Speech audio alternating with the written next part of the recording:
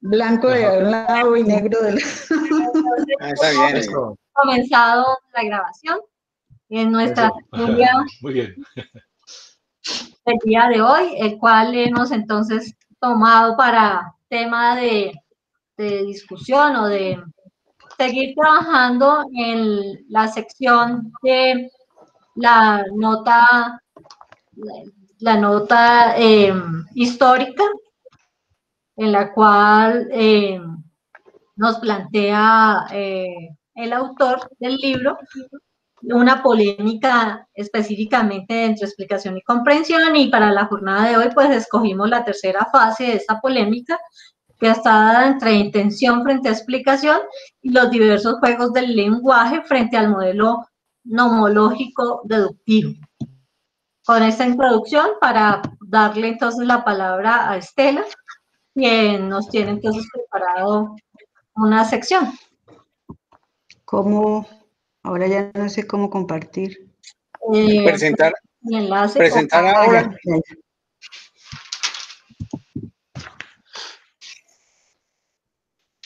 Ahí se te abre si es ventana, si es pestaña. Si es de internet, es pestaña. Si es de archivos tuyos, es ventana. Ok, entonces le pongo presentar ahora ventana y pues del cuadrito. Ahí te va a salir Nomás, que compartir. Perfecto, ya. Perfecto. Entonces del cuadrito es exactamente lo mismo, sino que en el libro Pero de la versión de ahora solamente. Ten la gentileza, súbele, está en 100, súbele un poquito más de tal manera que extiende el archivo.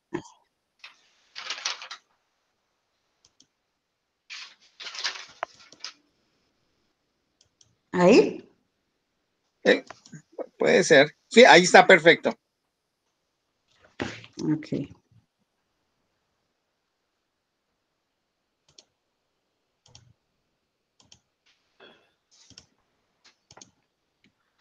Bueno, entonces quedó exactamente igual.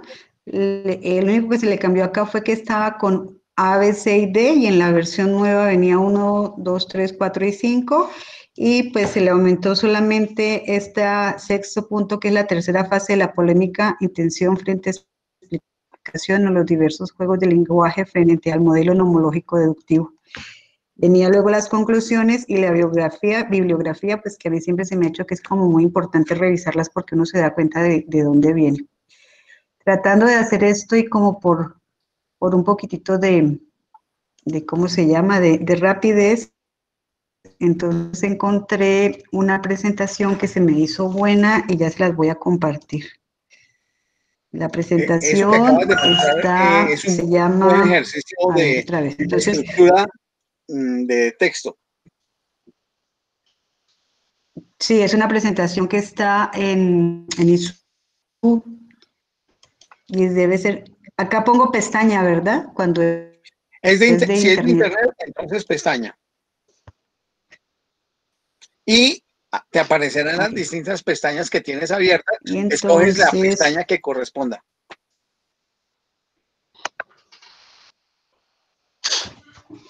está como bien, son 25.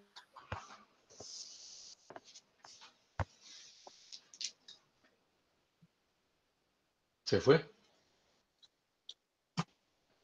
Ay, ¿sería que perdió la conexión? Es probable. Es probable. Bueno.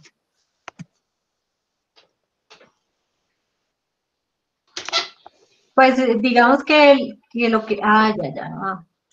Soy yo el que la estaba presentando. Ah. Soy yo el que le está presentando. A vida cuenta, Estela se desconectó. Del enlace que ella compartió, ¿sí? Es correcto. Ajá.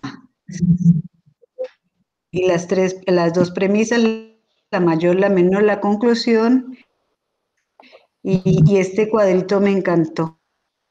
Entonces, no sé si sería como bueno usar el hilo conductor de este cuadrito o como quiera. Ve explicando porque yo fui el que la A abrí. ver, te voy a poner ahí en los comentarios, te voy a poner el link. Ah, ¿tú la Sí, abriste? esa presentación no la pusiste tú, sino yo, porque No estoy es que, capacidad de es que te explicar. congelaste en un momento determinado y entonces no. Entonces yo dije, pues yo la abro que puedo hacerlo. Entonces aquí está en el contenido y la introducción que. Ah, pues sí. Entonces tu explicación, por favor. No estoy ahorita en capacidad de explicar, discúlpenme. Yo pues Bueno, solamente entonces, hice esta parte listo. mecánica y La les pido cartilla por que favor nos help. presenta, sí, sí. La cartilla que nos presenta Estela es acerca de las distintas posiciones sobre la filosofía de las ciencias sociales. Dice que no hay un consenso cuando del tema se trata, que se han creado polémicas alrededor de la palabra ciencia, de la cual se desprenden varias disciplinas como la sociología, economía, derecho, pedagogía, entre otras. Eh, Seguidamente, hace una explicación de cosas que ya sabemos nosotros de qué es la ciencia. A plantear luego que existen dos tradiciones importantes en la filosofía del método científico, la tradición galileana y aristotélica, de la cual pues ya supimos, la galileana basadas en Platón y en Pitágoras, que se refieren a todos los aspectos vinculados con ver el universo como un libro escrito matemáticamente, y la aristotélica basada en el principio de la observación y en la cual la explicación científica se consigue cuando se logra dar razón de los hechos y los fenómenos. Sabemos ahí que hay una relación con la causalidad, de la cual pues Aristóteles planteó cuatro causas típicas: causa formal, causa final, causa eficiente y causa material. Después viene la explicación de la relación de la tradición aristotélica como explicación teleológica, que tiene que ver con la causa final. A la cartilla le hubiese sido útil tener en cuenta las cuatro causas de Aristóteles para decir que de la causa final se desprende la explicación teleológica, pero bueno, aquí ya lo sabemos y se plantea que se utiliza el método inductivo, la observación, y de allí se pueden deducir leyes y teorías y se pueden incluso hacer predicciones. En el caso de la tradición galileana, como explicación causal, pues señala que nada acontece en el mundo cultural y humano de la noche a la mañana, eh, y que esto está vinculado como la ciencia moderna lo ha concebido, y plantea que su ejercicio da como resultado una serie de cambios socioculturales y de la misma historia de las ideas. Esto se vincula con las ansias de poder y el control de la naturaleza. Por supuesto, claro, y esto está relacionado también con la apertura de los mercados que se dio en el siglo XV y XVI, con la explotación del mundo material y la posibilidad de generar riqueza y poder. Y se plantea también que Galileo cambia las explicaciones físicas cualitativas que planteaba Aristóteles por las formulaciones matemáticas basadas en las ideas planteadas por Arquímedes y por supuesto también del fundamento pitagórico. Las fuerzas sociales intervinientes, pues por supuesto, se relacionan con estas explicaciones galileanas, que hay unas fuerzas sociales que intervienen, que facilitan el surgimiento e institucionalización de la ciencia moderna. El centro ya no es el mundo, sino es el ser humano, y ahí es donde uno entiende por qué todo esto surge, es la emergencia de la modernidad como restitución de algo que se había perdido desde la época clásica griega y que se había quedado aplastada durante por lo menos unos 13 siglos en relación con el imperio de la religión y de la filosofía escolástica europea basada en el cristianismo y toda la influencia judeocristiana. Bien, siguiendo con esta cartilla que nos trae Astrid, pues plantea unas características del método científico que hemos conocido nosotros de observación, investigación, hipótesis, experimentación, resultado y conclusión, que están muy vinculados aquí con ciertas ideas planteadas eh, por, eh, por Francis Bacon, vale anotarlo. Y plantea que hay una primera polémica explícita en la filosofía de las ciencias sociales. Hace ese salto y plantea pues la aparición de Augusto Comte como el padre, llamémoslo así, de la positivización de las ciencias sociales en el siglo XIX, con sus obras que datan entre 1830 y 1842. Plantea una unidad de método y homogeneidad de, de doctrina en el caso de las ciencias y ubica como preponderante el método positivo que implica la indagación y la observación sistemática de los hechos. Está John Stuart Mill, que es llamémoslo así, un filósofo inglés que plantea el modelo o canon de las ciencias naturales exactas y aboga por el instrumentalismo, el operacionalismo, que ayudarán a hacer que los resultados de la investigación sean mucho más precisos. Pero contrasta con esto Johann Droysen, que es contemporáneo de Dilthey y de los miembros de la escuela de Baden en Alemania, que hace la contrastación entre explicación y comprensión. Indudablemente quien tiene mayor potencia en esa capacidad expositiva sobre explicación y comprensión, pues es Dilthey, pero por supuesto que Droysen también está dentro de la historia de esta explicación. Entonces, hay una primera polémica que señala aquí en la filosofía de las ciencias sociales, que se refiere a la discusión entre el positivismo decimonónico que se derivó de Augusto Comte, tal como se señaló anteriormente, con respecto a la hermenéutica, que es la postura alemana que permite configurar unas ciencias distintas de las naturales y denominar las ciencias del espíritu, o Geisteswissenschaften, ciencias del espíritu en alemán. Y las ciencias de la naturaleza, las Naturwissenschaften.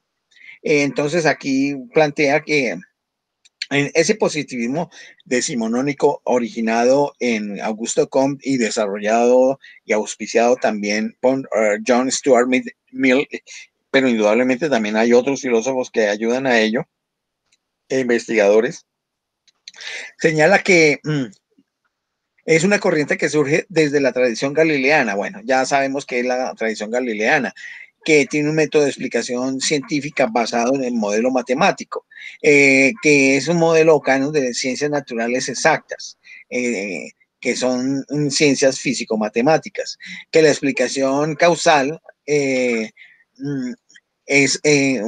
una característica de explicación hipotética de la naturaleza que en alemán es conocida como el Erklären, que significa explicación o explicar. Y el explicar tiene que ver con dar cuenta de.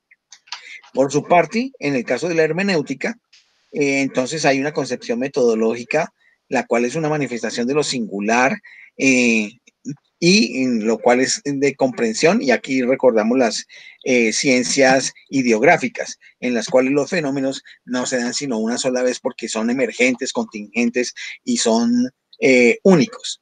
Y por lo tanto son susceptibles no de explicación lógico-matemática ni de observación sistemática, sino más de análisis interpretativo. Es la representación propia de las ciencias humanas y la expresión alemana de esto está en el concepto comprensión. Y comprensión en alemán es verstehen. Entonces, por un lado tenemos erklären y por el otro verstehen. Erklären para las ciencias físico-naturales y verstehen para las ciencias del espíritu. Esta es una primera polémica. Entonces, tenemos otros elementos de esa primera polémica, que es el conocimiento positivista ejerce gran control y dominio sobre la naturaleza. Se centra principalmente en los hechos y en la sociedad como objeto de análisis. Para el caso de la hermenéutica, esta rechaza la física matemática como explicación científica. Habida cuenta que los hechos humanos obedecen a otra serie de elementos que tienen que ver con unos imaginarios, unas vivencias de tipo subjetivo e intersubjetivo que implican la intencionalidad y, por supuesto, los móviles de la acción humana. Las ciencias sociales comprenden la subjetividad de las personas, como ya dije, y pues esto hace el rechazo al monismo metodológico que el positivismo de Augusto Comte y sus subsecuentes seguidores plantearon en el siglo XIX. Y por eso plantean el método hermenéutico para la comprensión o Verstehen. Bien, en ese sentido, se extiende el que hizo estas diapositivas señalando que esta primera polémica explicita la filosofía de las ciencias sociales. El positivismo estructura el carácter filosófico, la única clase de conocimiento que se puede producir, que es el científico. Pero por el otro lado tenemos la hermenéutica, que significa que explicar es traducir, interpretar. Y ese traducir e interpretar es comprender, y el comprender tiene dos componentes. Hay un primer componente del comprender, que es la develación del significado de los contenidos de algo que se está interpretando. Y la segunda parte es la intencionalidad que los autores de esos significados introdujeron para poderlos manifestar. Eso implica que la comprensión está establecida en términos de significado e intencionalidad. Hay una segunda fase de la polémica que ya la vimos, es el dominio del positivismo y el neopositivismo del Círculo de Viena en la década de los años 20 del siglo XX. Esto ya lo hemos visto muchas veces, que tiene que ver con toda la declaración del Círculo de Viena, donde Schlick, Carnap, Kurt Gödel y demás miembros del Círculo de Viena pues defendían una postura de investigación positiva de la realidad a partir de la verificación, en la verificación de hipótesis. Pues no sé si, no me quiero detener acá porque esto lo hemos visto ya varias veces. Está alguien que a la sombra del positivismo lógico, ahí estaba, llamémoslo así, como descarriado del Círculo de Viena, pero en íntima información, y que por su parte pues hace una crítica al positivismo lógico desde su postura ya muy personal, que es Karl Raimund Popper, a través de un método que contradice la verificación del Círculo de Viena y que se denomina la falsación o el método de la falsación, que lo hemos explicado aquí ya más de una vez, que tiene que ver con la aplicación del método lógico del modus tollendo tollens, donde no se busca verificar, sino justamente falsar una teoría a partir de encontrar al menos un solo caso que no se cumpla dentro de las previsiones que tiene la teoría en términos de su formulación fundamental, que si se encuentra un solo elemento que no cumple lo que predice la teoría es rechazada como falsa. Ese es el llamado racionalismo crítico de la falsación ingenua. Esto sigue, estamos hablando todavía de los años 30. Bueno, ahí está una discusión entre Popper y el Círculo de Viena. Viene la segunda fase, que tiene que ver con la teoría crítica de la sociedad en el ámbito alemán. Y aquí ya vamos a tener un contacto con esta parte tercera, de la cual hoy tenemos una discusión. Yo me detendría aquí en la cartilla para que nuestra moderadora tomara las riendas de la discusión o el diálogo a raíz de lo que se plantea en el numeral 6, la tercera fase de la polémica de intención frente a explicación, que creo que la están viendo en ese momento, ¿sí? Sí, sí, muy bien. Bueno, antes de entrar a ese debate entre explicación frente a comprensión y los diversos juegos del lenguaje frente al modelo normológico deductivo, hay que tener en cuenta que como se cierra esa última parte de la segunda fase, está marcada también por los problemas o los debates de la objetividad en la ciencia, que son la discusión que tiene Popper frente a Horkheimer y Adorno, y está el interés que impulsa a la ciencia social, donde ya tiene más un papel protagónico las posturas de Horkheimer en representación de la teoría crítica de la sociedad, y más adelante Adorno. Esto pues para que podamos entender por qué entramos a esta tercera fase de la polémica, donde se plantea intención frente a explicación. Hay una cosa que quisiera anotar ahí, Astrid, porque fue parte de una nota que me mandó Roberto, porque para él parecería que esto era repetir algo que ya habíamos visto, porque supuestamente él consideraba que el análisis de la Escuela de Frankfurt como escuela ya había agotado cualquiera de estas discusiones, pero como sabemos bien, este texto amplía la discusión porque la Escuela de Frankfurt apenas es un protagonista de los distintos actores que están aquí comprendidos desde el siglo XIX, como lo hemos visto gracias al aporte de la cartilla que nos trajo Estela y de lo que habíamos leído anteriormente. Eso quería anotar. Claro, y sobre todo porque la intencionalidad específicamente hablando, con la cual hoy estamos abordando esta fase, que a pesar de que nos trae a colación autores que ya hemos estudiado, es el punto de vista o desde el ángulo que nos estamos esta vez parando para ver a esos mismos autores. En las ocasiones anteriores estábamos centrados en sus fundamentos epistemológicos, cuáles eran los fundamentos epistemológicos, por ejemplo, y de filosofía de la ciencia, por colocar un ejemplo de la Escuela de Frankfurt. Pero esta vez lo que queremos es ver cómo frente a ese problema específico de explicación frente a comprensión o de explicación frente el tema de la intencionalidad y los juegos del lenguaje, es una particularidad de los debates que internamente, por ejemplo, van a abordar tanto Popper, el mismo Wittgenstein o otros autores que se valen de ellos para poderlos discutir. Entonces, para llevar ese orden que hemos ya tomado disciplinadamente desde la sesión anterior, hay que tener en cuenta entonces, tomando en cuenta autores, un orden como este, que en primer lugar hay una discusión que estaba planteada desde la misma primera fase de la polémica, que está dada por el carácter el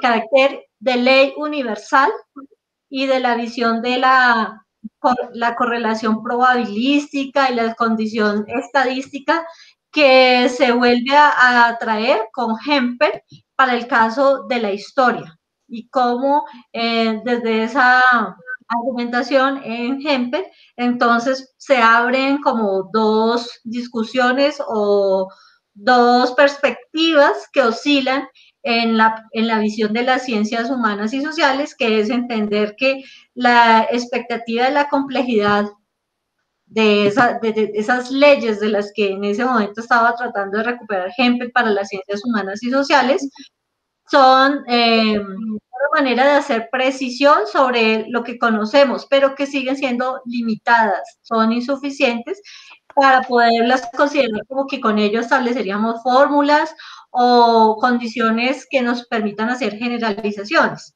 Eso es lo que plantea Hempel.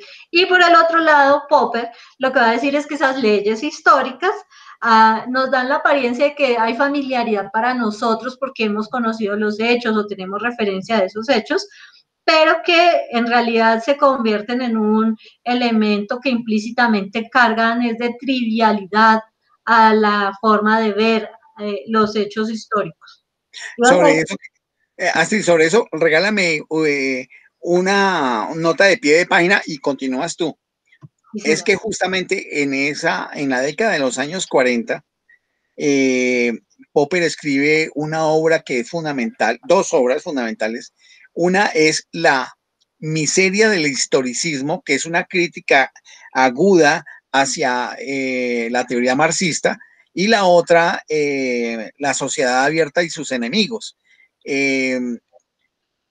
Bueno, en La sociedad abierta y sus enemigos es una crítica al marxismo, y La miseria del historicismo hay una crítica al marxismo, y si no estoy mal, una crítica también al psicoanálisis, donde Popper renuncia a defender cualquier posibilidad de leyes en las ciencias sociales. Y justamente eso que tú señalabas de las trivialidades, en el caso de las ciencias sociales, por supuesto, no se pueden aplicar los principios del esquema lógico básico de explicación causal, y si son propios de las ciencias de la naturaleza, no es posible aplicarlos a las ciencias sociales, y que no habría que ubicar ningún sentido de historia. Me detengo ahí. Muy bien, pues esto específicamente porque el debate está servido, digámoslo así, servido en ese momento sobre la mesa, porque lo que buscan personajes como en este caso Hempel y más adelante a su manera von Wright y Elizabeth Ascom, es como dándole un criterio de formalismo a las ciencias humanas y sociales que en ese momento pues no tenían el carácter o no eran vistas de una manera científica. Y lo que ellos estaban era buscando herramientas de tipo lógico con los cuales darle ese carácter de cientificidad, porque como lo vemos en la última etapa, la última parte de la segunda fase, el problema de cómo entender si en esas ciencias humanas y sociales podríamos hablar de las características propias que se le daban en ese momento, estamos hablando de precisamente los años 40 del siglo XX, donde el propósito era darle el criterio de cientificidad o de poner a las ciencias humanas y sociales al mismo nivel que las ciencias de la naturaleza. Entonces, ¿cuál fue la salida que estuvieron por lo menos explorando? Fue tomar los elementos que tenían características de las ciencias físico-naturales y poder colocárselas a las ciencias humanas y sociales. Y tenemos el primer ejemplo con Hempel, quien trata a través de estos criterios de universalidad, ¿sí? Dándole un criterio de universalidad a las ciencias humanas y sociales, tomando el ejemplo de la historia. Pero encuentra estas dificultades o estos debates que le va a plantear precisamente el mismo Popper, por una parte, y por el otro, pues lo que de alguna manera estarían discutiéndose más adelante con lo que va a decir sobre leyes de explicación en la historia. Yo no sé si Armando ahí quiere hacer una participación.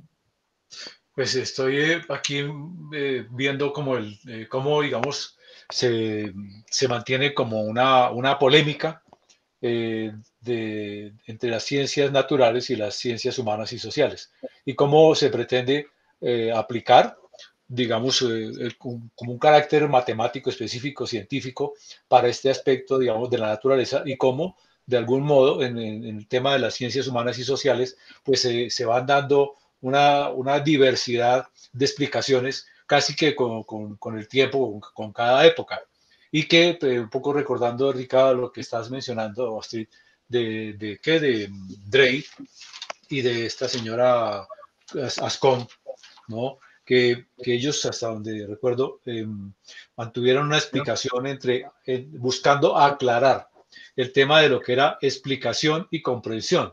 Y de eso se derivó este asunto que ahorita anotaba Estela, que era que el first team tenía dos aspectos, ¿no? Que era develar un significado, y el otro la intencionalidad con que se hacen las cosas. Entonces, el asunto está en que digamos, siempre en esto hay como un carácter o sea, cómo se le da un carácter de objetividad científica cuando se ha expuesto que todo esto es como un análisis de interpretación, de intención, de como de estado de ánimo, como el momento. Entonces, ¿cómo esa discusión, cómo llegar a una discusión o cómo llegar a un momento en que a estos asuntos se les da un carácter de cientificidad? O sea, si todo está variando constantemente, entonces, ¿qué pasaría ahí? No No sé sé si si me están viendo expliqué. lo que estoy presentando Sigue la No, presentación de la cartilla de Estela. en ese momento. Sí, sí. señor. Ah, perfecto, perfecto. Es que ahí con respecto a esta muy atinada disquisición que hace Armando, quiero mostrar lo siguiente. Es que parece ser que parte de esa polémica eh, está el hecho de que se creía que lo científico era aquello que tenía un modelo matemático, como en el caso de las ciencias sociales. Pero ustedes pueden ver acá, no sé si ya aparece la presentación, Ya, ahora sí. Ujú. es que el asunto de la cientificidad desde el siglo XIX se había discutido, como lo anoté anteriormente con lo de la cartilla que trajo Estela, en la discusión que hubo, esa primera discusión que hubo entre los positivistas derivados de Augusto Comte y los neocantianos de Escuela de Baden y otros neocantianos, donde está Wilhelm Dilthey y está Droysen, donde habla acerca de las ciencias del espíritu y dice que las ciencias del espíritu son aquellas que permiten a un ser humano conocerse mejor a sí mismo al estudiar aquello que le hace único. Si toda la ciencia se caracteriza por proposiciones que se basan que pasan de hipótesis a leyes universales, las proposiciones de la ciencia de este tipo, las del espíritu, según Dilthey, son hechos y que son de carácter histórico, de las cuales se pueden derivar teoremas, juicios y normas, que son los componentes del el elemento práctico. Entonces, en el caso de las ciencias sociales, que originalmente se denominaron ciencias del espíritu, el carácter de cientificidad era en estos elementos que aquí estoy resaltando, no en modelos de ley matemática, lógica. Y lo que hizo en el siglo XX, hacia los años 40, Karl Hempel, que era miembro del Círculo de Viena, era tratar de colocar las cosas que son propias de las ciencias sociales en términos de leyes de tipo universal y de carácter explicativo. Pero ya desde el siglo XIX se había dicho que eso no, que había que buscar en un método propio. Y por esa razón es que en el siglo XX surgen las propuestas de Dry, de Schutz, y de Schutz, Dry y Peter Winch con ¿Bebe? la etnometodología, la sociología interpretativa, la sociología comprensiva, y después viene dos que intentan equilibrar el asunto, que son Elisabeth Ascombe, por un lado, y por el otro, Henrik von Wright.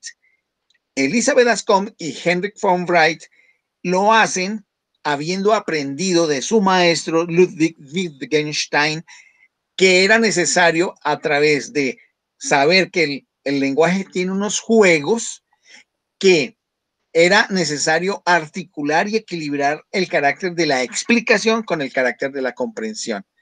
Eso quería pues señalar para poder, digamos, como caracterizar lo mejor posible esto que estamos discutiendo.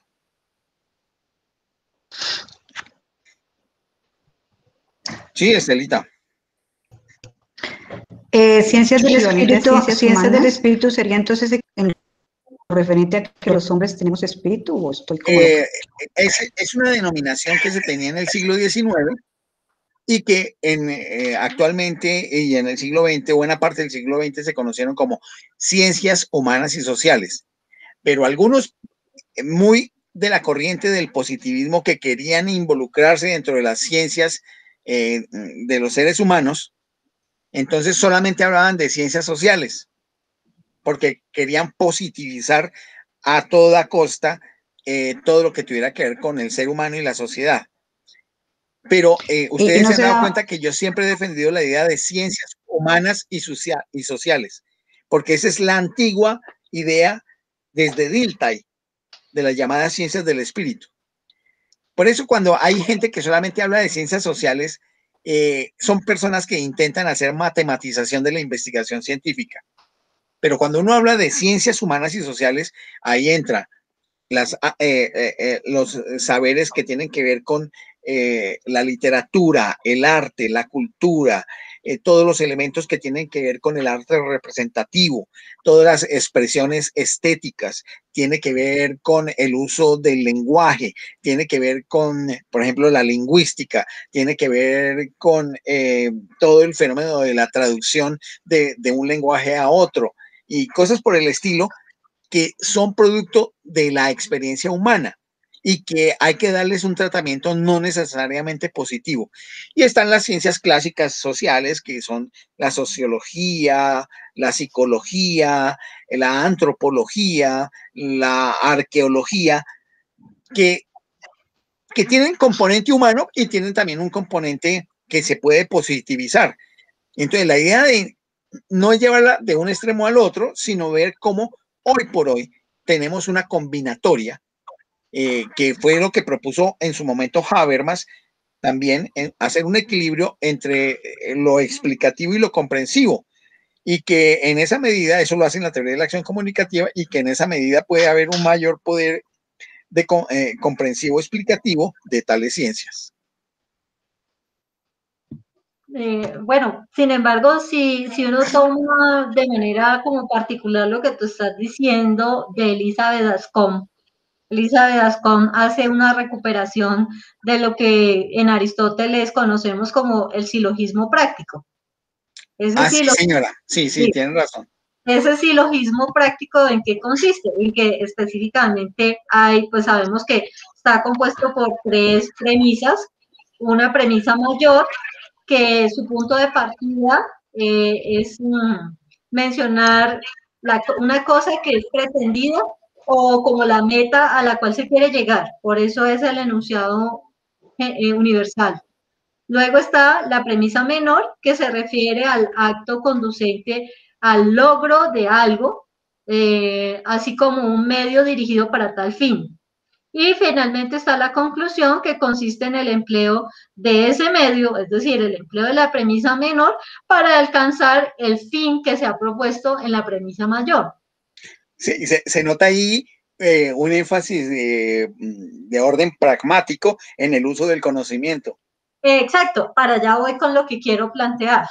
Y es que uno pudiera tener, digamos, este agudo argumento de si estuviéramos haciéndole un contrapunteo a Elizabeth Ascom y decirle, mire, de una u otra manera usted nos está dando la razón a nosotros, los que queremos darle un criterio positivo a la ciencia, y es que definitivamente la única manera para poder hacer ciencia tendría que ser por el camino objetivante o por el camino de unas estructuras lógicas positivistas, y cuando ustedes por el otro lado, por ejemplo, cuando Fulbright y el mismo Drive tratan de decir que aquí hay unas intencionalidades, y ella misma, hay unas intencionalidades que cambian por la contingencia del momento, ahí ustedes estarían contradiciendo. Porque si están defendiendo una forma logicista para poderle dar el criterio de cientificidad, no podríamos jugar al criterio de la contingencia o de la intencionalidad. Claro, esas son de las, llamemos, variantes sobre vacíos o inconsistencias que permiten hacer crítica. Pero aquí, si uno lo ve de manera constructiva, lo que también puede observar es el ejercicio de trabajo laborioso, que distintos teóricos, filósofos, filósofas, historiadores, historiadoras, sociólogos, sociólogas, intentan hacer para mejorar la capacidad explicativa. Aquí hay un elemento que en ese momento no existía, pero que lo voy a tomar como para entender mejor el asunto, y es que todas estas teorías que hacia los años 40 y 50 trataban de elevarse en términos de filosofía de la ciencia con respecto a las teorías de las ciencias de la naturaleza y del espíritu, eran basadas en el principio representacionalista de teorías. ¿Qué es el principio representacionalista de teorías? Es el antiguo principio del concepto teoría, porque la teoría es una visión de mundo y es una visión sobre determinado elemento, factor o sector del mundo. En este caso, la pretensión representacionalista de las teorías veía que para el caso de las ciencias humanas y sociales, en ese caso los positivistas ciencias sociales veían que había mucha dificultad para poder sistematizar en términos matematizables y de tipo nomológico, en términos de leyes, las teorías que explicarían la acción humana. Y por eso es que Charles Taylor, en una obra de 1964, plantea la imposibilidad de poder legalizar, poner en términos de ley la conducta humana, porque hay muchos más elementos donde vuelve y se recoge el concepto de intencionalidad. Esa obra de Taylor junto con Schutz, Peter Winch, le dan un elemento a las ciencias de la sociedad, a las producciones humanas, un elemento de mayor envergadura para buscar no solamente explicaciones al estilo lógico-matemático, sino también buscar comprensiones con el propósito de entender los significados y las intencionalidades de los seres humanos con respecto a determinados fenómenos que históricamente se han ido presentando en distintos grupos sociales. ¿Qué libro es ese? ¿Cuál? El de Charles Taylor. El de Charles Taylor es un libro que se llama espérame un instante, que ya te lo ubico. El libro Charles Taylor, vamos a ver si está por acá.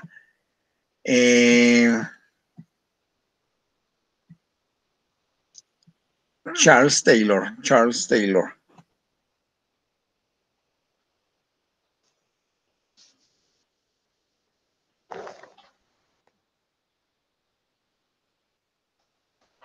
Y aquí lo tengo. El libro se llama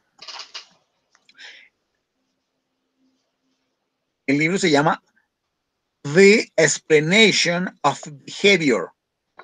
Es la tesis con la cual él se graduó, que fue publicada en 1964. El libro está agotado.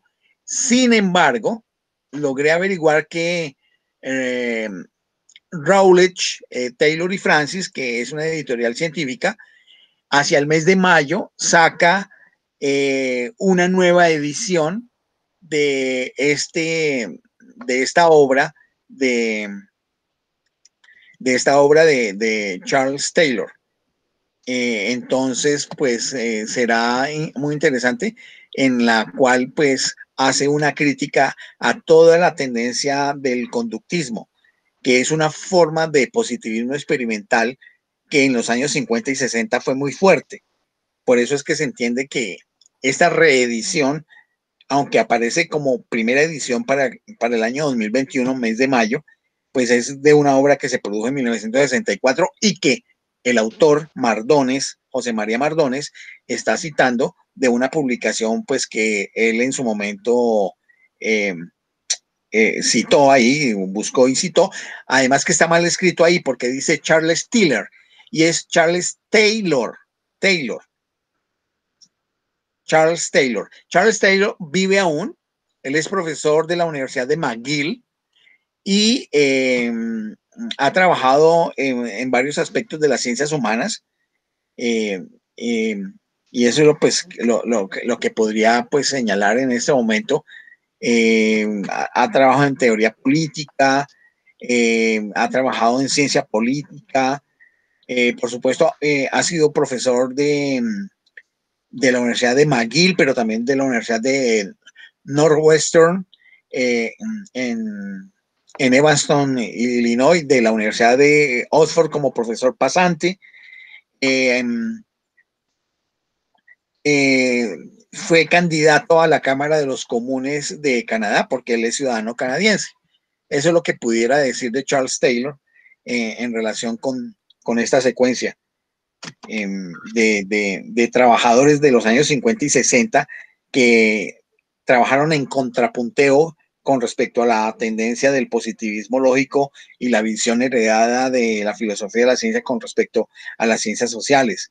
Entonces, pues, ahí vamos. Podemos continuar si les parece. Hay algo que digamos que estos personajes Hempel, o sea, que reviven la explicación causal, y con Bright y con Lascaux, si este es un enfoque metodológico que, digamos, hoy en día tiene alguna vigencia, o ya eso pasó, eso es como el museo de las ideas, ¿o qué? Hermano, es muy interesante lo que tú planteas, porque esta mañana yo estaba leyendo un artículo publicado en el año 2007 por Axel Honneth, el último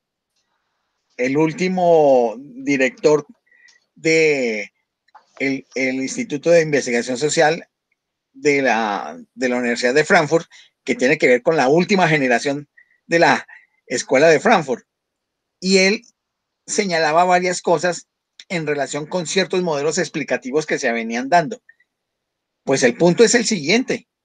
Hoy por hoy, las ciencias humanas y sociales son ciencias que no tienen ninguna unidad metodológica ni teórica. No la tienen.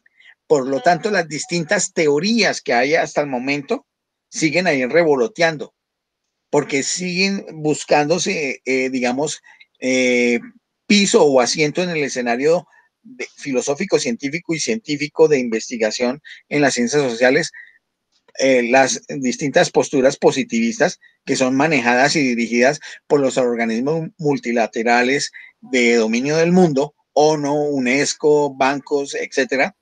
Y están las visiones alternativas que quieren recabar en las formas comprensivas que han defendido desde el lado de Dilthey, pasando por los enfoques comunicativos, por los enfoques de etnometodología, de Schutz, la sociología comprensiva de Peter Winch, y las formas de investigación no colonial que tienen que ver con la investigación de acción participativa, las formas de epistemologías del sur, que es recoger los saberes de los pueblos originarios del tercer mundo y a partir de eso poder hacer las construcciones.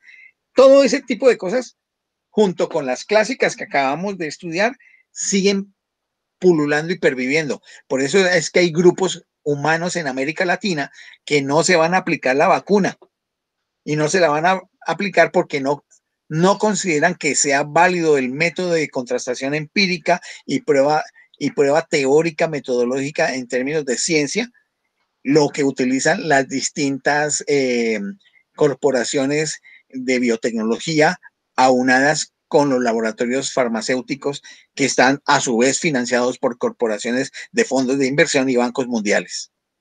Y entonces ellos tienen otras alternativas y buscan otras posibilidades. Incluso algunos hacen trabajos de prueba. Recuerden que han habido varios medicamentos medicamentos que han sido denostados por la Organización Mundial de la Salud, porque esos están en contra de lo que las farmacéuticas de Occidente principalmente han venido trabajando con los métodos de ingeniería genética que vienen trabajando.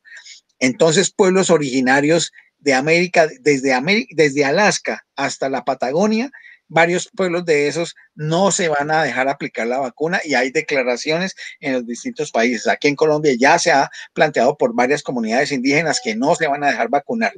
Yo no soy perteneciente a ninguna comunidad indígena, bueno, tampoco tengo una apariencia así como de indígena porque no tienen barba ni ojos claros, pero yo soy de los que tampoco me voy a vacunar.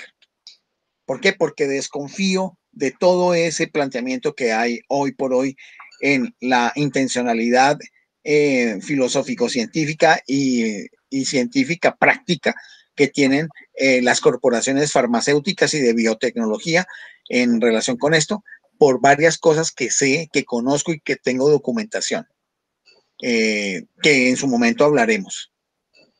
Y hablaremos, pero con el cuidado necesario para que YouTube no me borre el video cuando lo suba.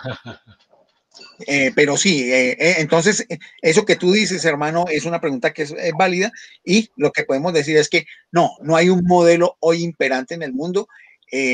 Pululan muchos. Ahora, por dictadura de las corporaciones internacionales, el modelo positivista sigue imperando en los estudios. De hecho, les voy a decir, esta mañana, cuando estaba leyendo los datos planteados por El Tiempo sobre los datos de pandemia, resulta que los datos de pandemia de Colombia de ese ministerio, decía ahí en el letrero en la parte inferior, Ministerio de Salud Pública de la República de Colombia. Y en la parte más abajo decía, para los datos mundiales está el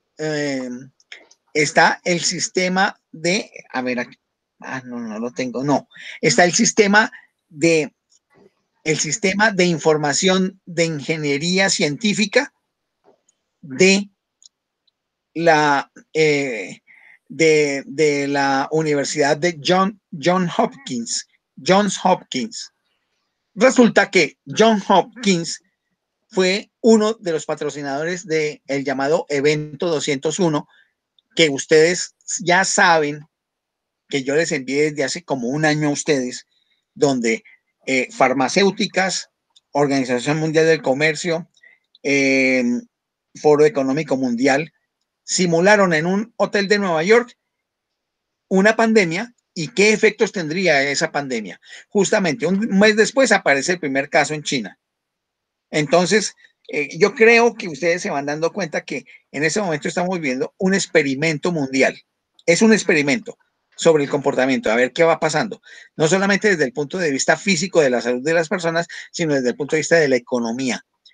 Pareciera que es un experimento biológico para generar una serie de comportamientos dentro de la economía, manejando la mentalidad de las personas.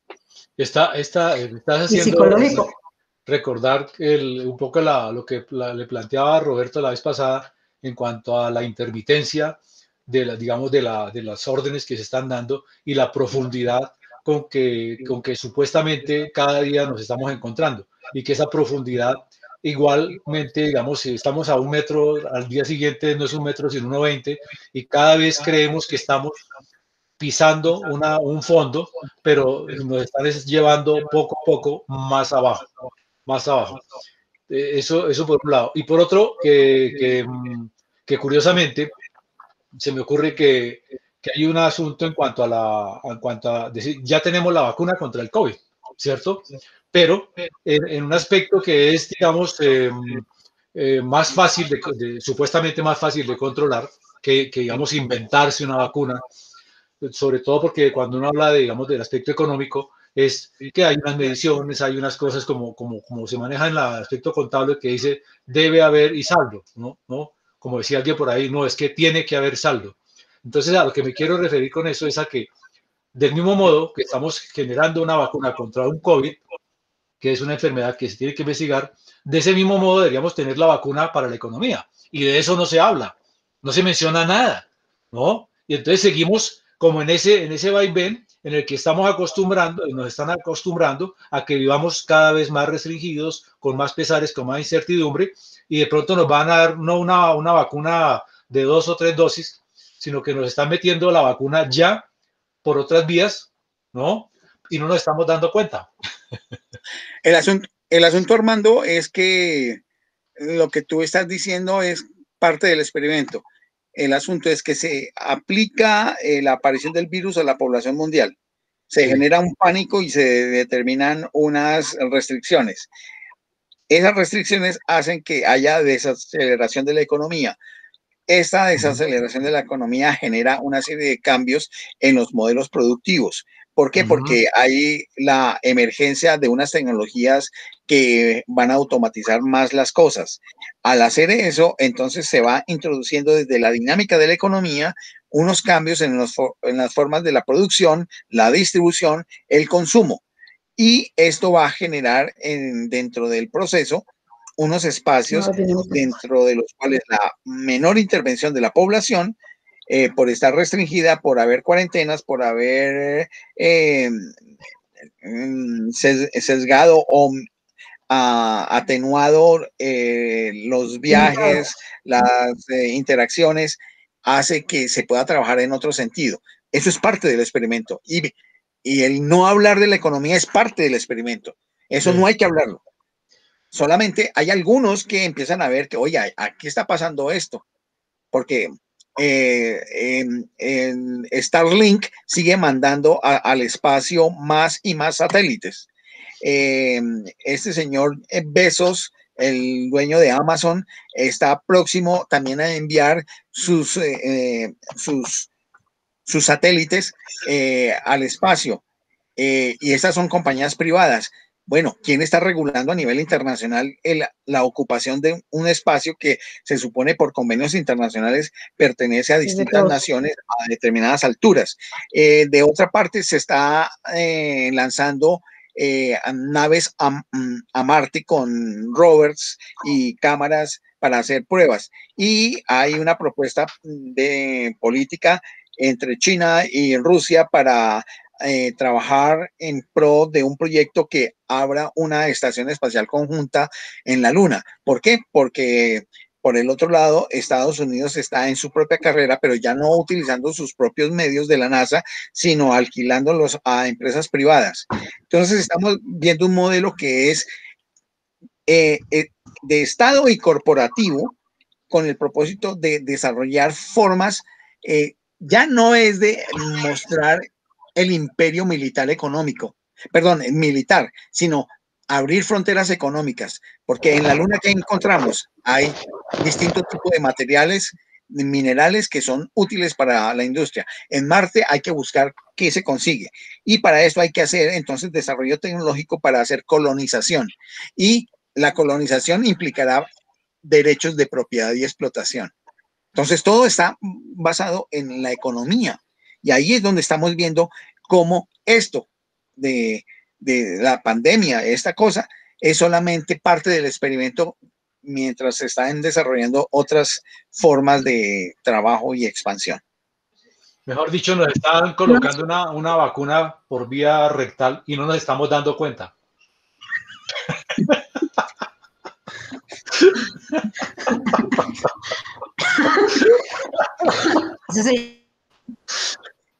Sí, en línea recta. En línea recta, sí, de acuerdo. En línea recta, sí.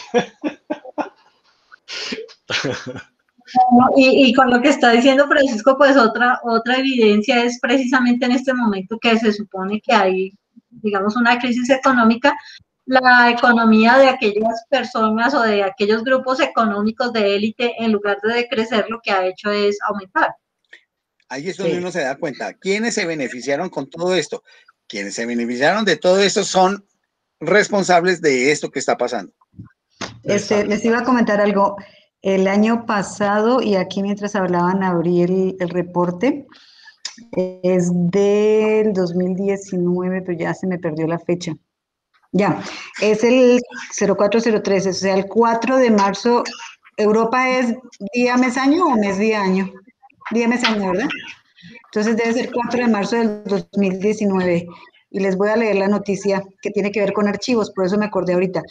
Un archivo con 300 millones de páginas sobre la historia y la cultura humanas fue lanzado a la Luna la pasada semana por la Fundación Ark Mission. una iniciativa privada israelí que pretende preservar en diferentes lugares fuera de la Tierra y durante miles de millones de años los registros de nuestra civilización en el caso de que un gran desastre asole el planeta y nos haga desaparecer para siempre. La llamada Biblioteca Lunar está instalada en el módulo de alunizaje Beresheet de la compañía SpaceX, programado para aterrizar en la Luna el próximo mes de abril, bla, bla, bla, bla, bla. Y dice, un dispositivo de nanotecnología, están dentro de un dispositivo de nanotecnología, un DVD de 120 milímetros y 25 discos de níquel, cada uno con solo 40 micrones de grosor, construidos para soportar las condiciones del espacio. Bueno, y sigue ahí con que son del tamaño de una bacteria. Las 3 capas analógicas contienen cada uno 20.000 imágenes de páginas de texto y fotos con un aumento del 1000x, por lo que requieren un microscopio un poco más potente para leer. Cada letra en estas capas está del tamaño de una bacteria de bacilo y siguen describiendo todo eso. Y después metieron unos archivos en unos cristales.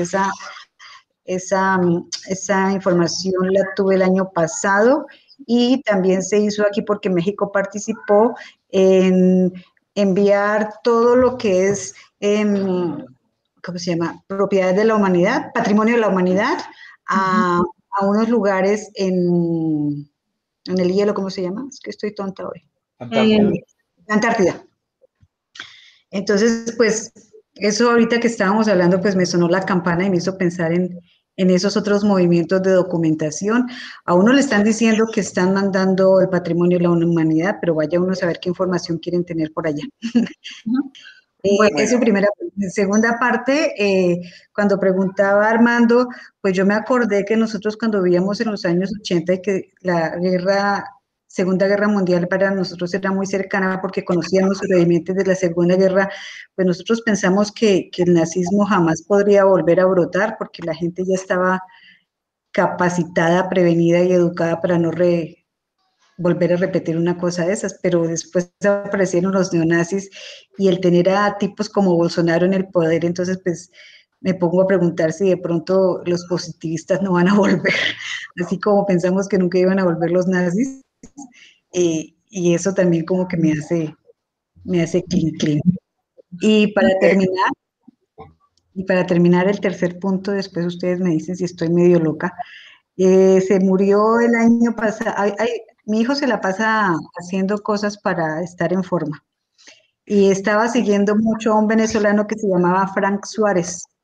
Frank Suárez siempre era un médico especializado en metabolismo y siempre hablaba en contra de las farmacéuticas, él daba curas para una cosa, para otra, hablando sobre metabolismo y murió extrañamente. Dicen que suicidado, pero pues eso está muy raro. Entonces dice mi hijo, ¡ay, se murió Frank!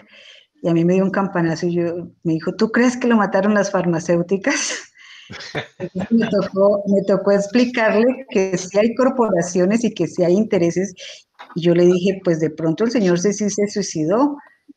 Me decía, pero es que como si él lo mandaba a uno a cuidarse la salud y a vivir, pues va a cometer un suicidio. Además cayó de pie y una persona no se suicida así. Un poco de cosas ahí súper extrañas y yo le dije, pues no sé, honestamente no sé.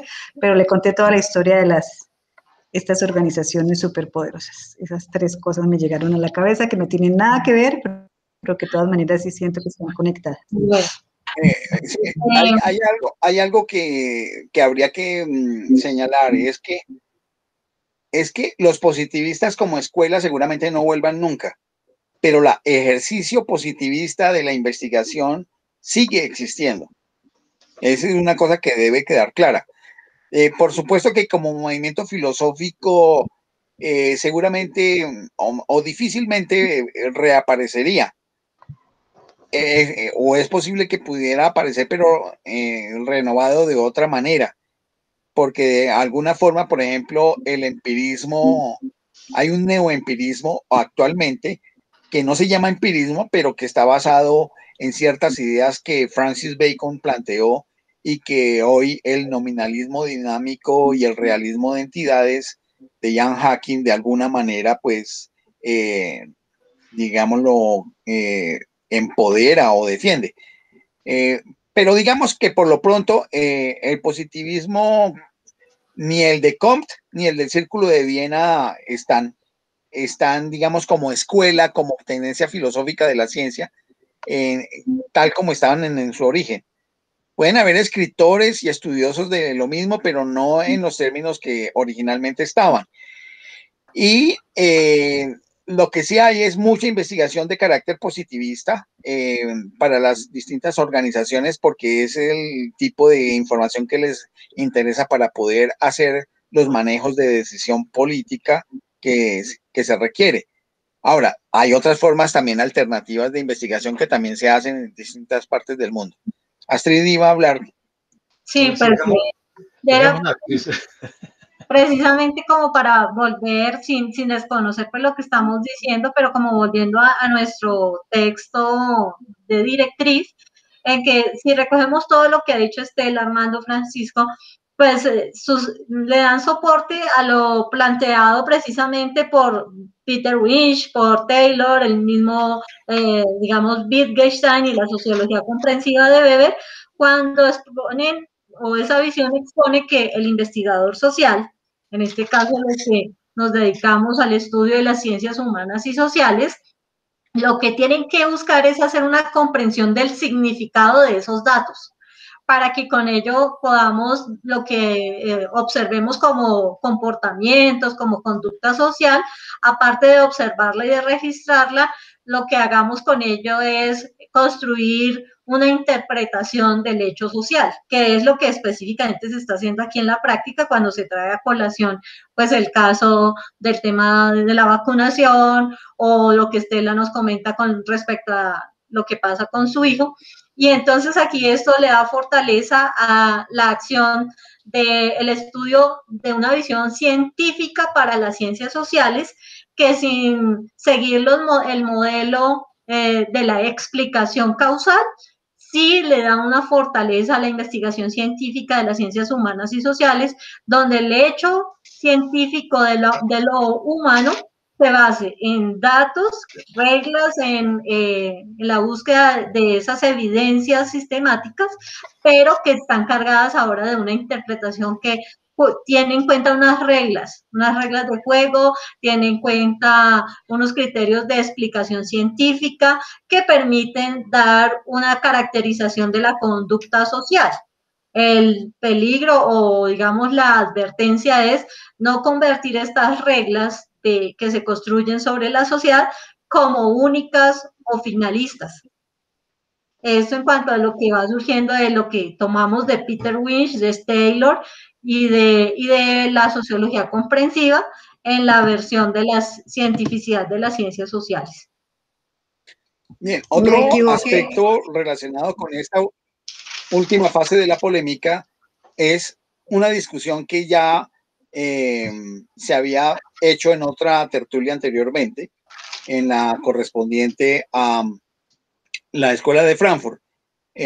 Aquí el autor vuelve y trae a colación de manera breve la discusión que hubo entre Teodoro Adorno y Karl Popper en la disputa del positivismo sobre la sociología alemana, que ya pues no vamos a entrar en explicación profunda de esto, porque esto ya lo estuvimos viendo en detalle, las 27 tesis de Popper frente al discurso dialéctico de Adorno. Les quería decir que me equivoqué, que el señor Fran Suárez no es venezolano, sino es puertorriqueño. Miren, otra de las cosas que yo pues evidencio aquí como valiosas es cómo se fue ampliando las metodologías de la investigación científica en las ciencias sociales, que derivaron, por ejemplo, en la etnometodología de Alfred Schutz, que tiene como antecedente la visión que traía Husserl la visión fenomenológica de Husserl, que va a conllevar a la perspectiva que tiene Alfred Schutz en la etnometodología, la perspectiva que también entonces se da por el lado de los que siguen una visión sociológica comprensiva heredada de Max Weber, y que lo que muestra es que en este caso las ciencias humanas y sociales, lo que hace con ese debate es abrir metodologías de investigación, cosa que previo a la visión positiva lo que había considerado era que había un solo método de investigación, y aquí amplía las posibilidades para las metodologías de la investigación en las ciencias humanas y sociales, y que va a tener por el otro lado pues el desarrollo de lo que ya Francisco hizo precisión con respecto a la visión de Habermas y de Otto Appel.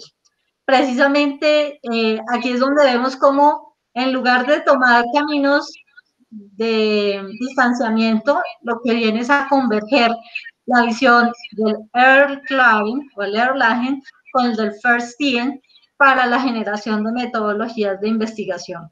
Es pues lo que yo voy como identificando de esta polémica, que hace que se genere más adelante otros debates o discusiones que ya vimos como fueron los que se plantearon en Kuhn.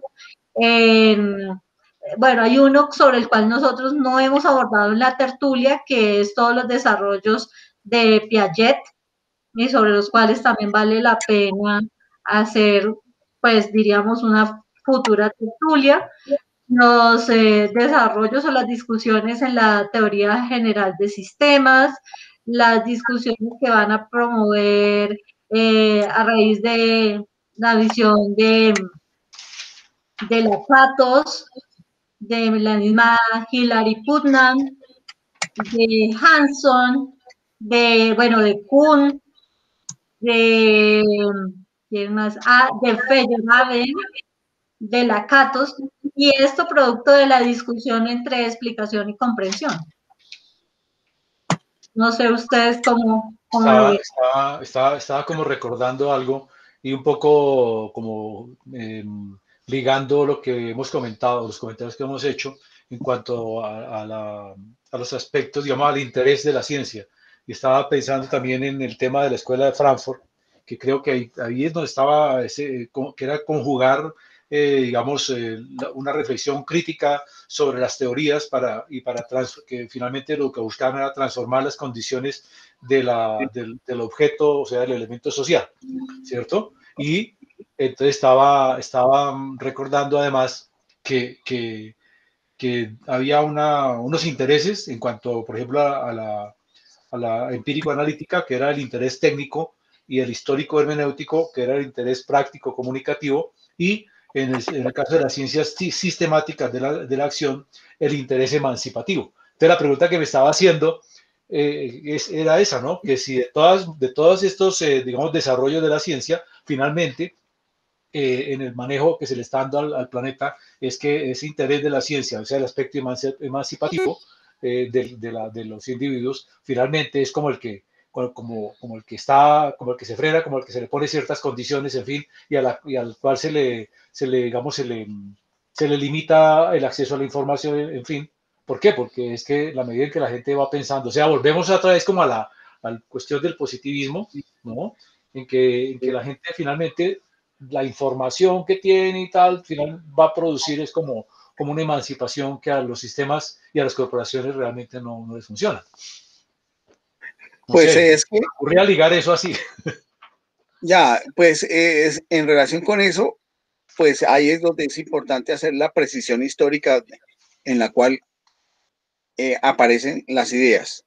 Lo que acabas de señalar, Armando, obedece a una conferencia inaugural que hace en el programa de sociología de la Universidad de Frankfurt del Meno, Jürgen Habermas, y la hace en el año de 1965, en el verano de 1965. Y allí es donde presenta esa conferencia con el nombre de Conocimiento e Interés.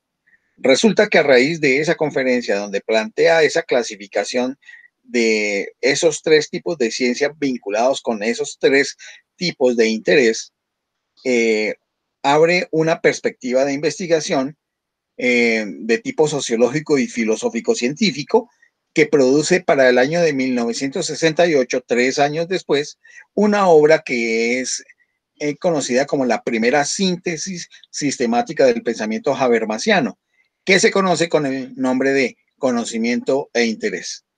En esa obra hace un desarrollo de las ideas primigenias que había dado en la conferencia de 1965. Después, el artículo correspondiente a la conferencia salió en una revista que se llama la revista Mercur, creo que también en el año 68, pero después ese mismo artículo sale anexo a un libro publicado en 1972, donde vuelve y vincula el problema de la ciencia y la técnica en el siguiente título: la ciencia y la técnica como ideología. Entonces aquí, si te vas dando cuenta, vas viendo cómo el autor va ligando el hecho de la estructura de poder con la estructura de producción de conocimiento, y que esa estructura de poder con la estructura de generación de conocimiento está vinculado con el saber científico y el desarrollo tecnológico.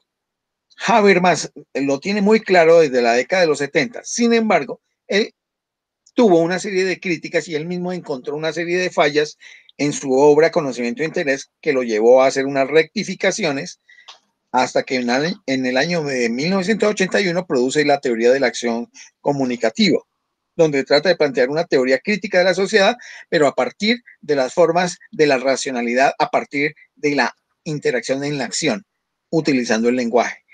Esto como última chance que se le da a la modernidad para rescatar el poder de la razón y darle sentido a la sociedad contemporánea en esa fase del capitalismo tardío que llaman algunos otros miembros de la Escuela de Frankfurt.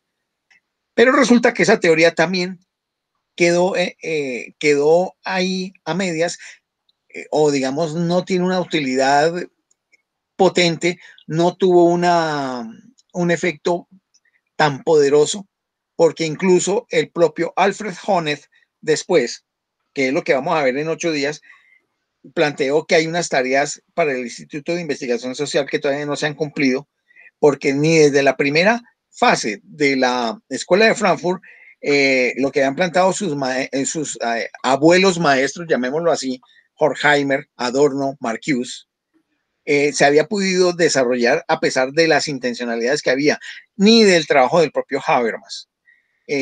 Yo enviaré a ustedes el documento, el libro, y señalaré qué capítulo es. Ese es el capítulo segundo, es el segundo artículo del libro de Axel Honneth. Con esto, ¿qué quiero decir para responder a la pregunta de Armando? Es que este asunto que tú planteaste sobre conocimiento e interés estaba ya desde los años 60, pero hoy el escenario es otro.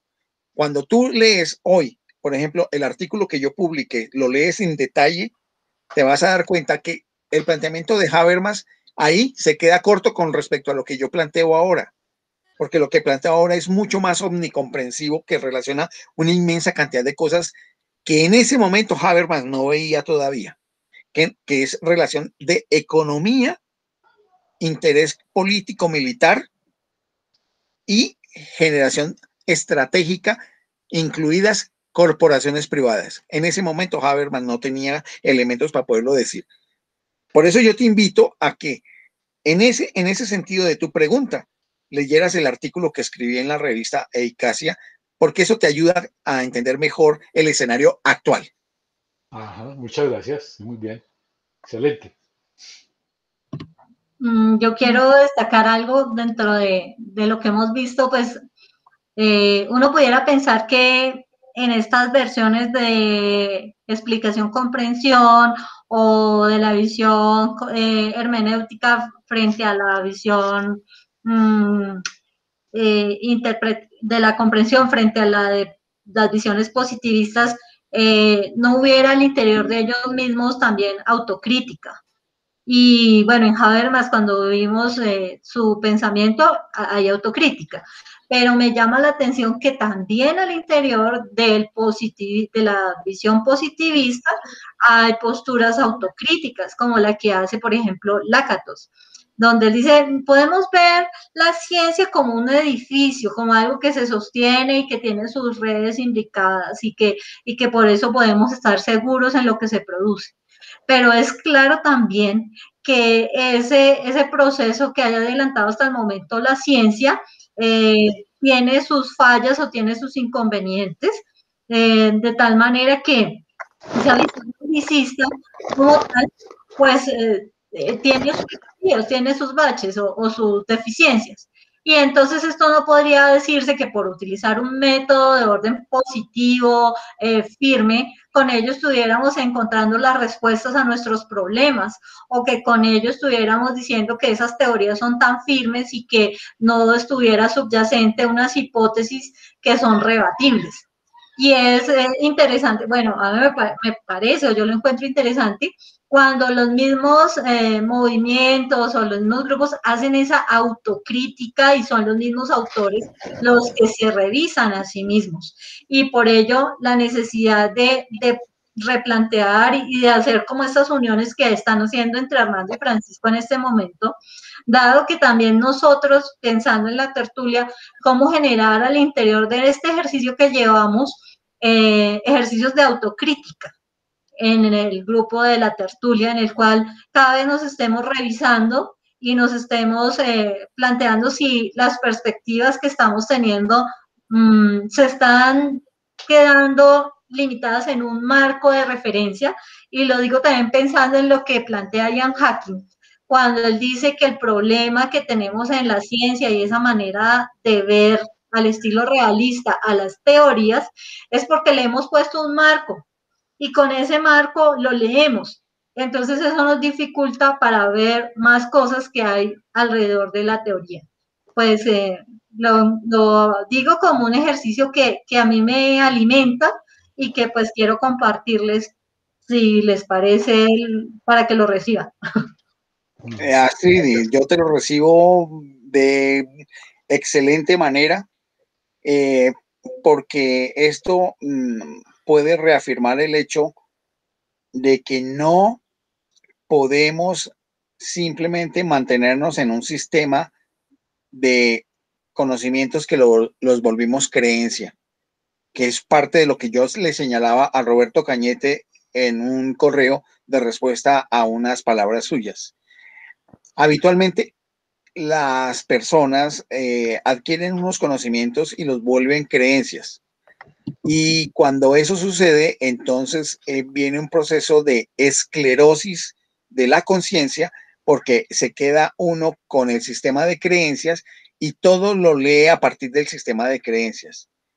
No vamos a negar que existe un horizonte de tradición cultural teórica en el cual nos hemos formado, estamos de acuerdo, pero podemos tener la posibilidad de hacer una revisión de los fundamentos, las columnas vertebrales, las columnas de sostenimiento de ese horizonte de tradición y conocer cosas nuevas y asimilar esas cosas nuevas, y si tienen mayor poder explicativo o mayor poder comprensivo, poderlas asumir.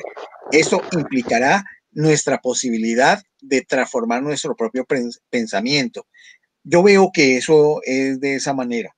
Cuando yo estaba en el año 2019, mes de agosto, yo no conocía absolutamente nada de el realismo de entidades ni del nominalismo dinámico. No conocía nada. Hoy por hoy estoy muy cercano a ese tipo de explicación. Yo conocía algunas posturas que se llamaban antirrealismo y estaba por ahí como cerca de eso e instrumentalismo. Pero ahora me encuentro que el empirismo constructivo, el antirrealismo y las posturas del nominalismo dinámico y el realismo de entidades tienen unas cercanías y unos aires familiares.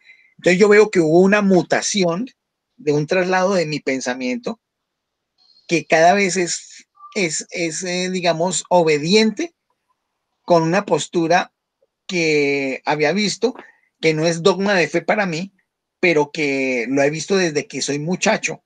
Y es que nosotros no podemos conocer la esencia de las cosas, sino solamente los fenómenos, aquello que es aparente. Y esa parte en la evolución de teorías me ha permitido llegar hasta esta idea de Ian Hacking con el nominalismo dinámico y con el realismo de entidades, más un elemento de Nancy Cartwright que plantea el éxito en las pruebas de aquello que consideramos una entidad real en ciencia. ¿Y qué es el éxito? Es que las pruebas que hagamos allí resultan positivas en los términos de que efectivamente lo que se ha previsto ahí se puede probar y que está ahí y que existe y que eso no va a existir para la eternidad, sino que hoy por hoy, aquí y ahora o en estas fechas existió y se dio. De resto no puedo garantizar que vuelva a aparecer en el resto del tiempo.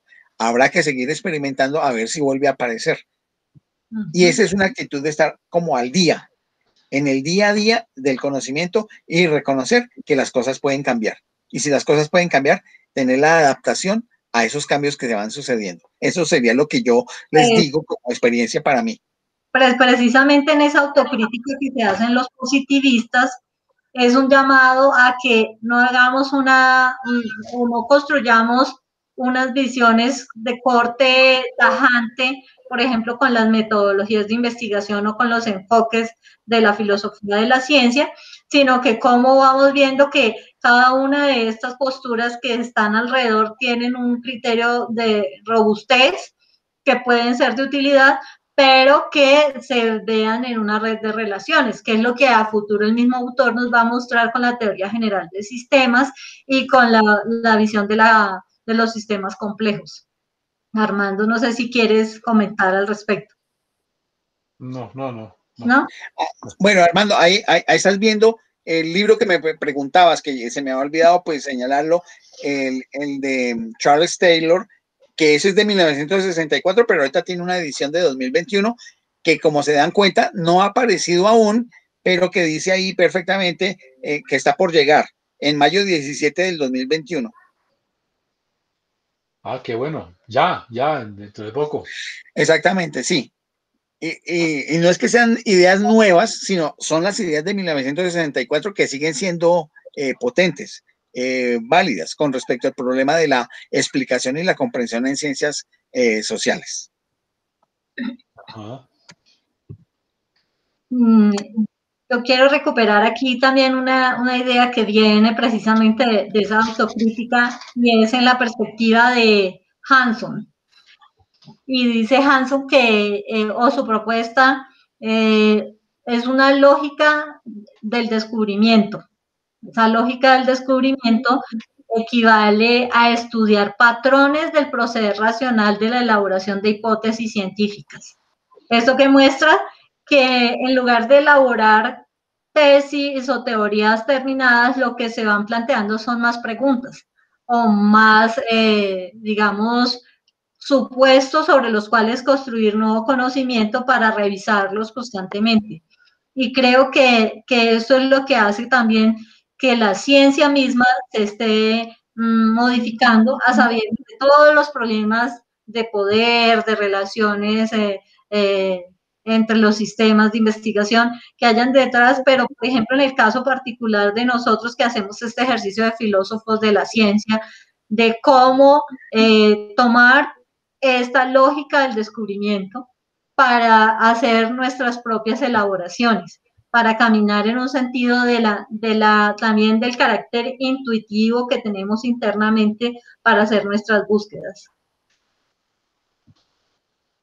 Muy bien, sí, gracias Astrid por esa, digamos, disertación, recomendación, porque me pone a pensar que, por ejemplo, que cuando conocemos a un autor y sus obras, el hecho de que podamos indagar muy bien el contexto en el cual ese autor se desenvolvió o se desenvuelve y el tipo de obras que produce nos va a permitir ordenar mejor nuestro conocimiento y nuestras ideas y por supuesto nos ayuda a ordenar nuestra capacidad para argumentar o contraargumentar algo que esté en relación con los contenidos de las obras de los autores que estoy mencionando, sea cual sea el autor. Entonces, en ese sentido, creo que es muy válido lo que tú nos recomiendas a partir de Hanson. De Hansen, sí. Estela, ¿quieres comenzar? Bueno, pues no sé si están de acuerdo en que hagamos como una recopilación de elementos de síntesis que... Pues sí, está bien, Astrid, pero falta algo que yo quisiera, dos cositas. Sí. Hay una es que en las consideraciones finales, Mardones menciona dos tendencias de análisis para las ciencias humanas y sociales. Una es la epistemología genética de Jean Piaget y la Escuela de Ginebra, que no hemos aquí tocado todavía y que vamos tal vez en 15 días podamos tocarla. Y la otra, la llamada Escuela de Erlangen o Erlangen, que es una escuela alemana que está muy vinculada con la interpretación y el uso del lenguaje, que también en su momento miraremos. Hay que tener en cuenta lo siguiente, siempre en la tertulia tenemos pinceladas, pero si nosotros queremos profundizar en algo, nos toca es que las obras que se citen, leerlas y estudiarlas en detalle, siempre ubicándolas históricamente. Por supuesto, los materiales de los cuales aquí presentamos y discutimos, el grupo Filociencia, que es el que organiza la tertulia, que está compuesto por Astrid y por este servidor, tiene el material. Ustedes simplemente tienen que pedirlo. Mire, estoy interesado en tal obra y con mucho gusto se les envía. Gracias. Bueno, ya con esta observación que hace Francisco, pues precisamente recuperando todo lo que hemos hecho en la tertulia anterior y lo que hoy hemos podido también avanzar, hay unos elementos que el mismo autor nos va a hacer ver como centrales o como una síntesis de todo este debate. Y es que precisamente, pues uno, que no se ha llegado hasta el día de hoy a un consenso, como lo decía Francisco, a un consenso acerca de una fundamentación científica para las ciencias humanas y sociales, y por eso no tenemos una teoría unificada de la epistemología en las ciencias humanas y sociales.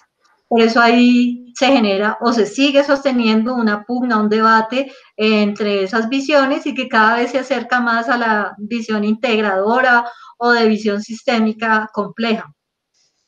Por el otro lado, entonces también se encuentra que el origen de esta discusión o de este debate entre explicación y comprensión tiene pues una historia que su origen es occidental. Y estas dos grandes tradiciones científicas, es decir, la tradición aristotélica y la galileana, ponen el énfasis en fenómenos que son inteligibles en el carácter teleológico, es decir, en esa visión de carácter de propósito, de buscar un objeto, fenómeno de investigación. Y esta explicación científica, pues, tiene en sus dos caras, en sus dos versiones, un carácter causalista. Otro asunto tiene que ver con ese debate que, seguido por la línea de la visión galileana de la ciencia, pues es una reacción más hacia la visión de esa tradición aristotélica de la ciencia. Y que precisamente en la medida que va avanzando esas discusiones, pues van a emerger matices, más no imposiciones absolutas. Esos matices son, por ejemplo, la fenomenología, la hermenéutica, la dialéctica, la etnometodología, entre otras que de pronto tampoco el mismo autor los esté mencionando, pero que Francisco las hizo presentes hace un rato con el hecho de la investigación-acción participativa, los estudios de caso, por ejemplo, podemos decirlos, y entre otros tantos metodologías de la investigación que pues por lo menos hemos podido con Francisco trabajar en las universidades y que de pronto Estela también los haya hecho. Que en la actualidad se ha tenido un rechazo por esa visión digamos, más hacia la visión teleológica, porque ha persistido esa visión, la visión de la explicación.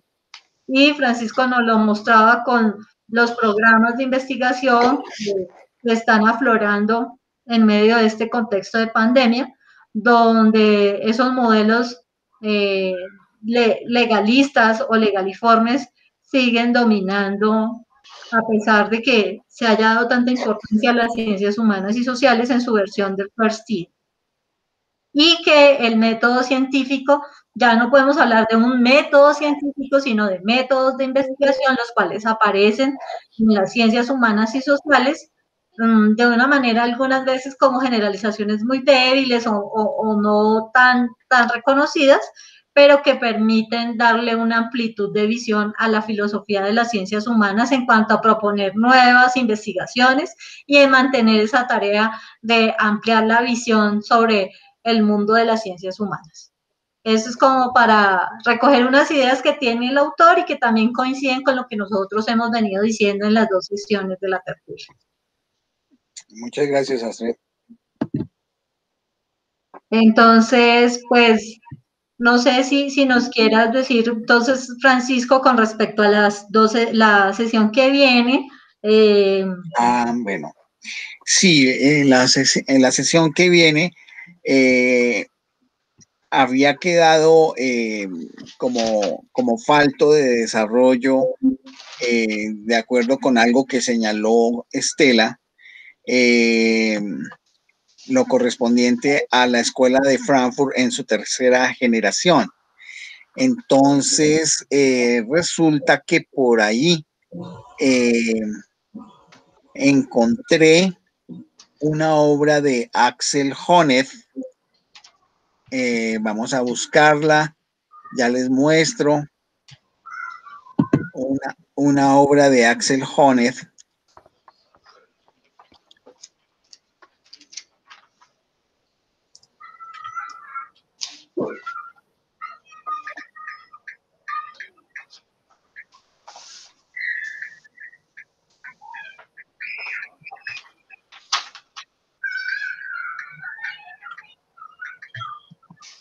Encontré varias obras, pues.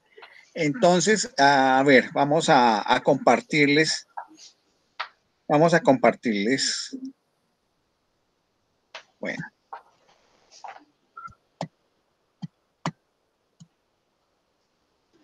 Entonces, aquí me voy. ¿Están viendo ustedes acá?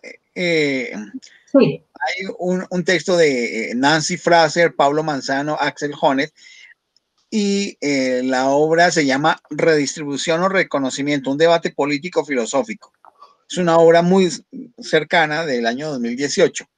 Está La Sociedad del Desprecio, que está vinculada con la ausencia del reconocimiento, que es la última parte a la que se ha dedicado la teoría crítica de la Escuela de Frankfurt, luego del planteamiento habermasiano.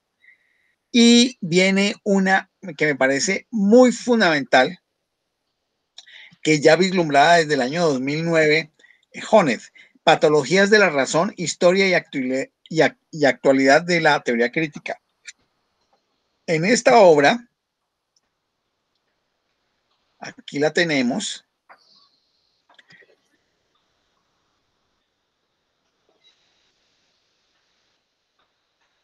Axel Honneth lo que hace es reunir varios autores que estaban alrededor de la Escuela de Frankfurt y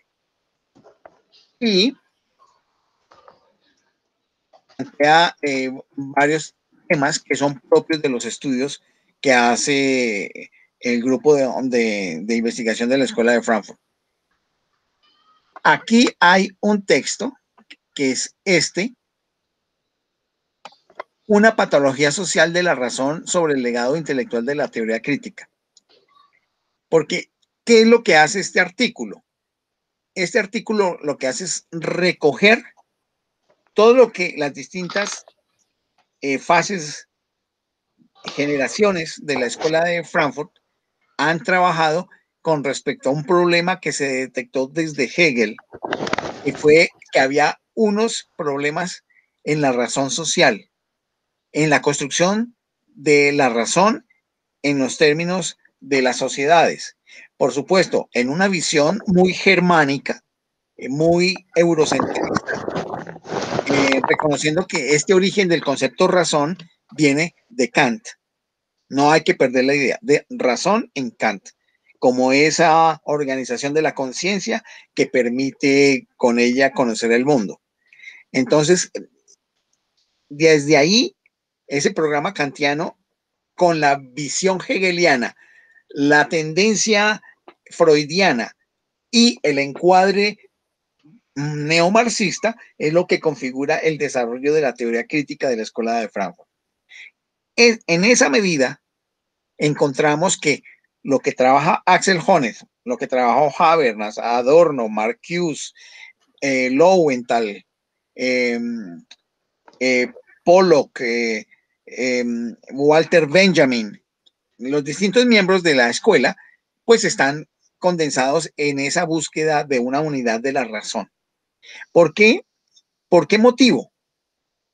Porque es que para la Escuela de Frankfurt la unidad de la razón es fundamental, porque ¿qué es lo que distingue a la modernidad como era de la cultura, era de la ciencia, era de las libertades, era de la ilustración del conocimiento sobre el mundo? El hecho de cultivar la razón, que tiene que ver con la generación de la identificación de la conciencia de sí, del ser humano, sobre sí mismo como individuo, pero también como colectivo. Esto es un asunto fundamental para poder entender los principios de la teoría crítica de la sociedad. Porque lo que pretende la teoría crítica de la sociedad es que la sociedad se mire a sí misma y se pueda renovar de sus propios pecados, errores y falacias. Por supuesto, esta es una buena intención que hay dentro de la teoría crítica. No voy a juzgar en este momento todavía nada. Yo dejo que ustedes lean y de ahí tomen la, llamémoslo así, la capacidad de juicio crítico que puedan tener. Si se acuerdan de la última parte de la página y media que se dedica al pensamiento de Axel Honneth en el documento de la Escuela de Frankfurt, ustedes verán que el énfasis que yo coloqué ahí en ese texto está más vinculado con las teorías del reconocimiento, que es el trabajo específico que hace Axel Honneth. Pero en este artículo que estoy señalando acá, lo que hace es recoger en su propio pensamiento Honneth de todo lo que se ha recorrido en la teoría crítica y cuáles son los papeles y deberes que pudiera tener la teoría crítica con respecto a la sociedad contemporánea del siglo XXI. Espero haber sido claro con esta explicación, porque esto nos permite tener finura en la comprensión de esta tendencia. Recuerden, aquí no es nada para que ustedes crean, sino para que ustedes conozcan. Y lo mismo ocurre con cualquiera de las otras lecturas. Y yo les invito, absténganse de creer, más procuren saber. Alguna vez a mí me estaban preguntando sobre eso, pero ¿cuál es su postura? A usted eso no le importa. Usted tiene que saber. Eso se lo deja a un estudiante. Usted es lo que necesita saber. Mi postura es un asunto personal. Y de hecho, ninguna de estas posturas tiene que ver con mi sistema de creencias, pero para mí es importante tener conocimiento de esto para poder debatir de qué es lo que hay en el pensamiento humano. Yo hago una extensión de eso a ustedes con el propósito de que lo miren de una manera análoga, porque eso les permite liberarse de sus propias ataduras de creencia y más bien los libera para tener más conocimientos. Recuerden, Luis Francisco Ochoa es un licenciado con estudios en psicología y pedagogía. No es un filósofo de la ciencia de profesión. Soy filósofo de la ciencia por vocación, no por profesión. De la misma manera, ustedes pueden ser filósofas, filósofo de la ciencia por vocación. Y el hecho de abandonar los sistemas de creencias y poder abordar nuevos conocimientos, eso les va a ayudar muchísimo. Entonces, por eso, este documento que acabo de mostrarles o que les estoy mostrando en la pantalla, ese artículo de Honneth será el que yo les envíe, porque ustedes ya tienen el de la Escuela de Frankfurt y es solamente página y media. Entonces, aquí la idea es que entre la página 27 y la 52 puedan hacer ese recorrido. Es un recorrido que me parece que puede ser útil. No se angustien si hay partes que no pueden entender, porque seguramente habrá partes que están vinculadas, por ejemplo, con la historia de la escuela. Y si no recuerdan elementos de la historia de la escuela, claro, entonces se pueden angustiar, pero no se preocupen por eso. Estoy buscando el inicio.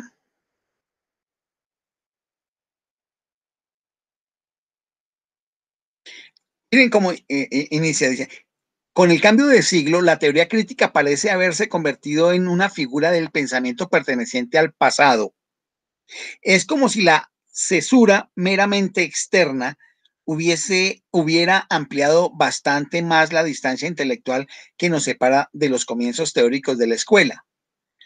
Suenan remotos a esta altura los nombres de los autores que para los fundadores de la escuela todavía eran experiencia viva.